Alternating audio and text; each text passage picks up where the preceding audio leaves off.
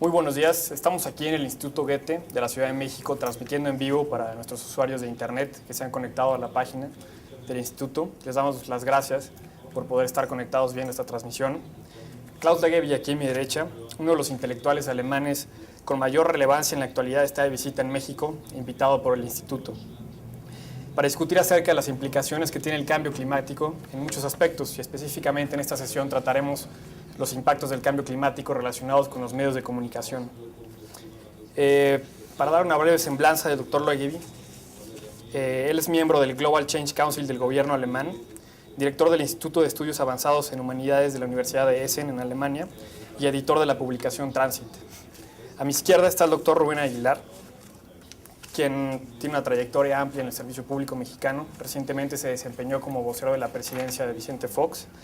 Él es doctor en Ciencias Sociales por la Universidad Iberoamericana y bueno, ha tenido diversas publicaciones, más de 25 libros, entre su último libro que acaba de salir recientemente, El narco, la guerra fallida, junto con Jorge Castañeda.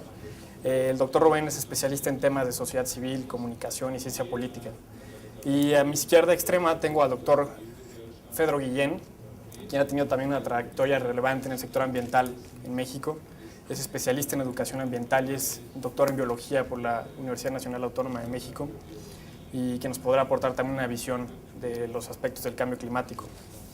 Para iniciar esta discusión, me gustaría plantear una pregunta a propósito del doctor Leggevi sobre el papel de los medios de comunicación en el marco del cambio climático y el papel fundamental que está jugando México en esta transición de muchos temas que se viene ahora, sobre todo con la cumbre de Copenhague en diciembre. La pregunta inicial sería, ¿cómo es que los medios de comunicación se insertan dentro de un Estado y cuál es su papel y su rol transmitiendo un fenómeno como el cambio climático que es intangible? Me gustaría que el doctor Leggevi pudiera empezar con esta pregunta. Sí, pues efectivamente es una excelente pregunta. Existe una frase muy buena de Niklas Luhmann, el sociólogo alemán. Él una vez dijo, todo lo que sepamos del mundo lo sabemos a través de los medios de comunicación. Y obviamente el cambio climático es un fenómeno que no podemos ni sentir ni oler, que no tiene ningún sabor. Se basa en los conocimientos de las instituciones científicas. Ellas tienen una discusión la cual llega a través del periodismo a los medios de comunicación. Un ejemplo, yo mediante mi guía de viajes, la primera vez que estoy aquí, yo sé que en esta época en realidad todo está muy seco, que no está lloviendo, que la época de lluvia en realidad ya terminó y luego me dicen mis amigos aquí en México que eso es muy poco usual, muy poco común, que durante 2 meses en la época de lluvia llovió muy poco. Entonces me pregunto, ¿eso es un capricho del tiempo que simplemente puede pasar o es una traducción del cambio climático? Ahora, para saber eso dependemos de los medios, de los científicos que en los medios hablan acerca de eso y lo interpretan. Creo que ese es un muy buen ejemplo de que el fenómeno cambio climático de antemano es un fenómeno mediatizado y que por lo mismo tenemos que verlo como tal. Y otro ejemplo es que existen en los Estados Unidos más escépticos del clima que en otros países. ¿Por qué? Es porque los think tanks, que en parte fueron pagados por George W. Bush de los republicanos, ellos suelen manipular la opinión de manera que la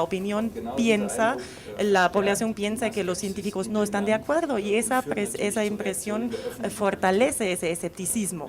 Y eso también tiene repercusiones en la política pública, porque si yo digo, bueno, ni siquiera los políticos están de acuerdo, ya lo oí en la radio, lo vi en la televisión, y de esa manera más fácilmente yo me alejo de ese tema y digo, bueno, pues a mí no me afecta si ni los científicos están de acuerdo. Muy bien, me gustaría seguir esta conversación aterrizando el tema, insertando el tema más en el caso mexicano, para que pueda haber un ejemplo más claro para los que están participando vía internet. Al respecto, el doctor Rubén Aguilar nos podría explicar más bien su percepción, cómo están los medios de comunicación insertos en el Estado mexicano, entendiendo las 3 esferas que tiene el Estado y cuál es el papel que están fungiendo. Se habla muchas veces del cuarto poder o de la relevancia que tienen, sobre todo política. Entonces, en este sentido... Bueno, yo creo que en todo el mundo y en particular en la sociedad mexicana los medios dejaron de ser el cuarto poder.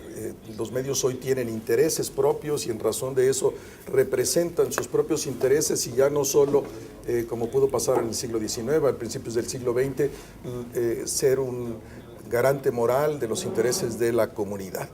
Y en ese marco de intereses, pues los medios tienen sus propias agendas y yo diría que un subproducto de la democracia mexicana, y qué bueno que ha ocurrido, y tiene por otro lado sus problemas, es que la agenda ya no la agenda pública no la controla el gobierno. La agenda pública hoy pasa por los medios de comunicación y reflejan a su vez los intereses de grupos imbricados con estos medios.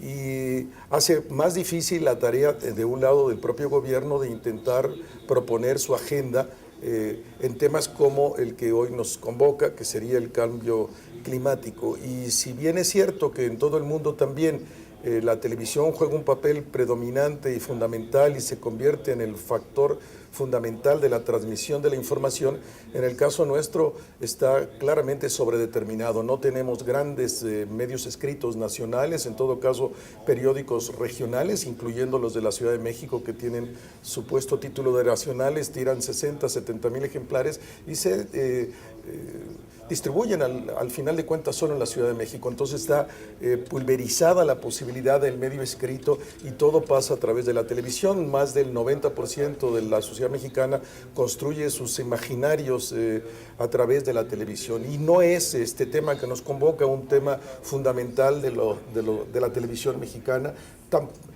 Está más cerca de los medios escritos, de cierto tipo de revistas, pero de muy difícil acceso a la sociedad, y en este sentido los temas ambientales en general y en particular el que nos convoca no es un tema hoy de los medios mexicanos, por desgracia.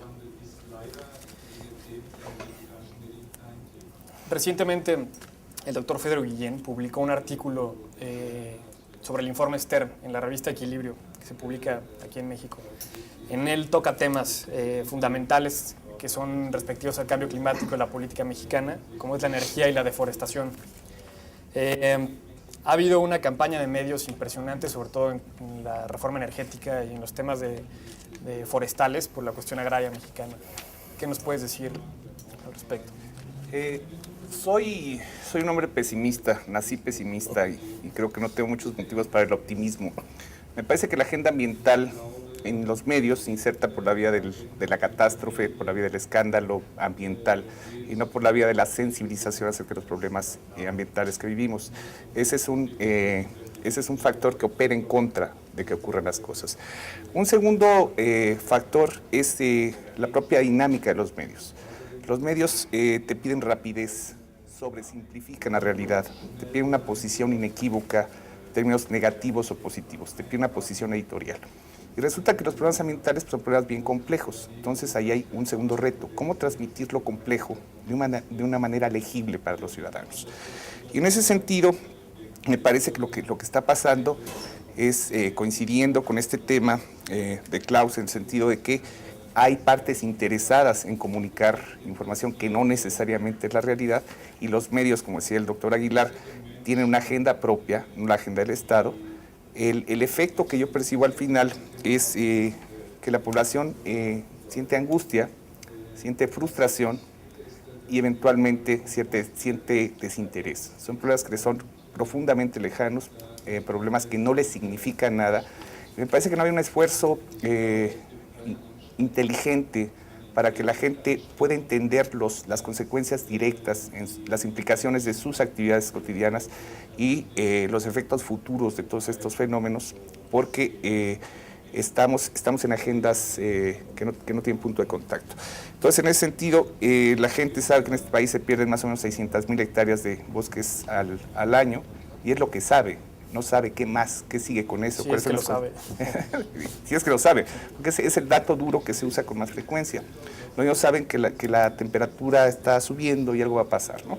Pero esa es la intuición colectiva. Tenemos que ser mucho más agresivos, mucho más inteligentes, mucho más creativos para tratar de comunicar estos problemas, porque si no, mi sensación es que estamos generando angustia y frustración en la gente.